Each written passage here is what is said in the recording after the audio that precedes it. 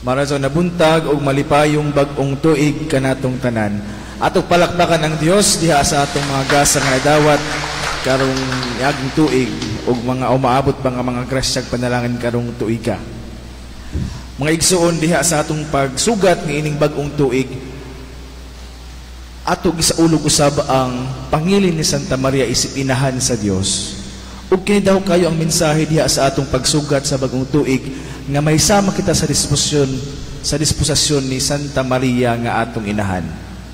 Diha sa atong isa iyang kinabuhi atong makita ang pagkabulahan. Diba? Mugrid kita malipayon og bulahang bag-ong tuig.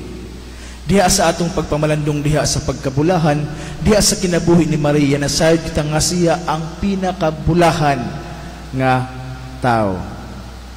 O giunsa man niya ug unsa may nahitabo nganong siya man ang pinakabulahan. Ug diha sa atong kinabuhi usab atong lantawon unsaon nato nga mahimo usab kining bulahan ang atong kinabuhi diha sa atong Ginoong Dios. Una sa tanan, diha sa itong unang pagbasa ato na dungog nga ang Ginoo ang tuburan sa tanang mga grasya o panalangin.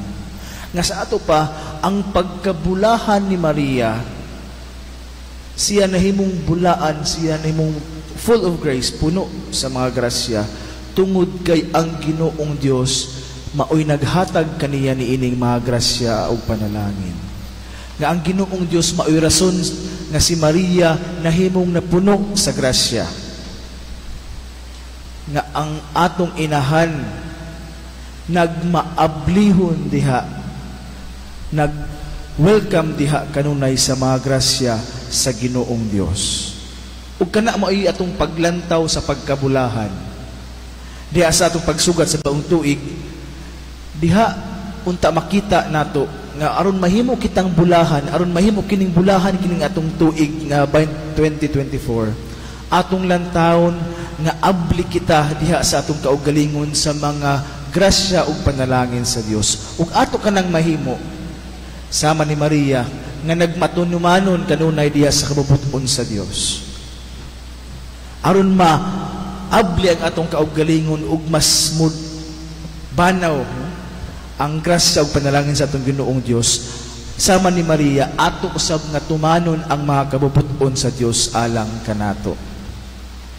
Nahimong bulahan si Maria tungod kay nituman siya bisan pa man sa kalisod sa iyang iyang mga naagian diha sa pagtuman sa kabubuton sa Dios, isip inahan sa Dios. Nagmatinumanon gihapon siya sa kabubuton sa Dios alang kaniya. Gani diha sa itong ebanghelyo atong nadungog nga siya nahinumdum ug namalandong sa tanang mga panghitabo sa giingon sa mga magbalantay sa karnero. Nahinumdum ug namalandong. Ug kana diha nato makita ang unsay pagbuot alang kanato sa Dios. Sa atong paghinumdum nga ang Ginoong Dios maoy nakapahimo kanunay natong bulahan, ato pamalandungan usab unsa man ang kabubuton sa Dios alang kanato diha sa atong pagampo kaniya, diha sa atong paghilom sa atong kaugalingon ug pagpaminaw sa mga pulong sa Dios alang kanato. Mga igsuon, niagi na ang niaging tuig ug bag-o na usab ang tuig nga atong gisugat karon. Ang atong ikaduhang pagbasa, makita nato nga bisan pa man sa kung unsay nahitabo katong niaging tuig o kung unsa pa may mahitabo karong moabot nga tuig, karong niabot nga tuig kining bag-ong tuig, atong makita nga kita in one way or another bulahan gihapon. Kay ngano diha sa ikaduhang pagbasa diha sa sulat ni San Pablo sa Galacia, gipahinumduman kita nga kita mga anak sa Dios ug kinidili kini mapapas bisan unsa pay mahitabo. Nga kita kanunay gilantaw sa Dios nga iyang mga pinanggang anak nga bisan pa man kung unsay mahitabo dili kini mapapas ug magpabilin kitang mga anak niya. Gani tungod sa iyang paghigugma alang kanato iyang gipadala ang iyang anak.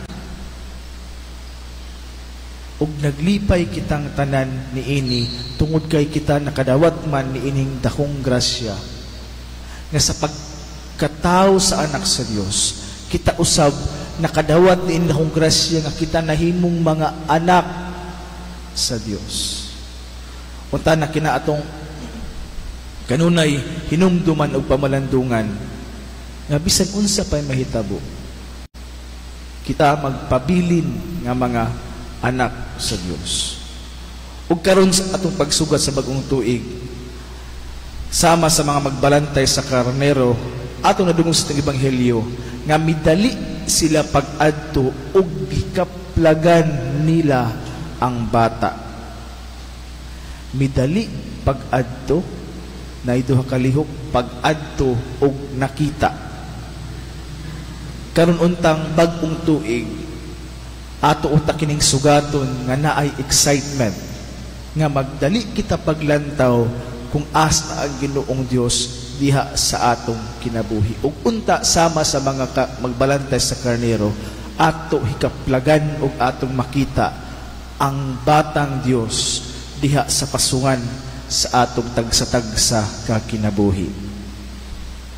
Happy New Year kanatong tanan ug atong palakpakan ng atong Ginoong Dios pag-usab sa tanan mga grasya nga iyang gihatag kanato. Manindog palihog atong ipadayag ang atong pagtuo. Kitang tanan mo ingon, nagato ako sa Dios